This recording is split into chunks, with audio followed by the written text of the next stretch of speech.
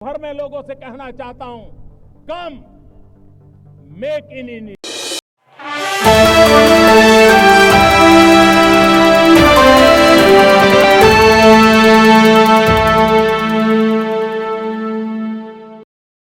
विमानन मंत्री के राममोहन नायडू ने कहा कि इंडिगो एयरलाइन का परिचालन संकट जल्द ही हल होने वाला है और एयरलाइन के खिलाफ कार्रवाई केवल समय की बात है। एक न्यूज चैनल के साथ बातचीत में विमानन मंत्री ने कहा कि इंडिगो की 1000 से अधिक उड़ानें रद्द होने के बावजूद अन्य एयरलाइनों को कोई समस्या नहीं हुई। उन्होंने ये भी कहा कि नई फ्लाइट ड्यूटी टाइम लिमिटेशन नियम नवंबर में लागू होने के बाद यह स्पष्ट हो गया कि समस्या इंडिगो की ओर से थी। नायडू ने बताया कि मेट्रो शहर के हवाई अड्डों पर भीड़ कम हो गई है और दिल्ली, मुंबई, चेन्नई सहित अधिकांश हवाई अड्डों पर पिछले दिनों फंसे यात्रियों की कतारें अब खत्म हो गई है।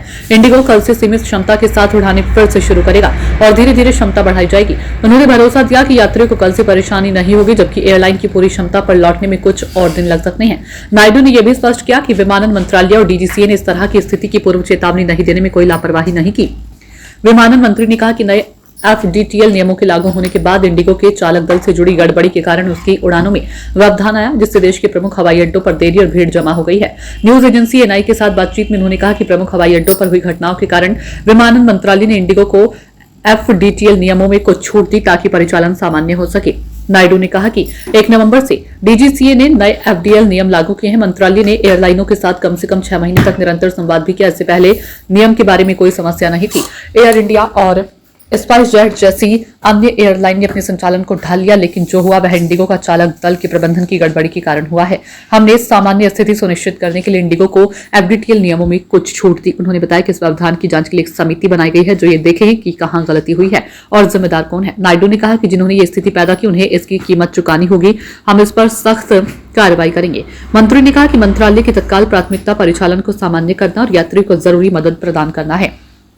उन्होंने कहा कि हमारी प्राथमिकता तो यह है कि सामान्य स्थिति लौटे और यात्रियों को पूरी मदद मिले। हर दिन लगभग 5 लाख लोग हवाई यात्रा करते हैं। हम FDTL नियमों और नेटवर्क शेड्यूलिंग पर नजर रख रहे हैं। हम पूरी तरह जांच करेंगे और सुनिश्चित करेंगे कि सभी एयरलाइन सावधानी बरते। सुरक्षा पर कोई समझौता नहीं होगा। नायडू ने कहा कि मंत्रालय ने इंडिगो को निर्देश दिए थे कि 2 दिनों के भीतर सामान्य परिचालन सुनिश्चित करने के लिए आवश्यक कदम उठाए जाएं, लेकिन देरी लगातार हो रही थी। इसलिए एयरलाइन को हवाई अड्डे पर भीड़ कम करने के लिए बड़ी संख्या में उड़ानें रद्द करने को कहा। उन्होंने कहा कि शुरुआत में जब इंडिगो की उड़ानों में देरी हुई हमने उन्हें 2 दिनों में सामान्य स्थिति सुनिश्चित करने के लिए सभी आवश्यक कदम उठाने को कहा, लेकिन कल भी देरी होती रही। इसलिए हमने इंडिगो को बड़ी संख्या में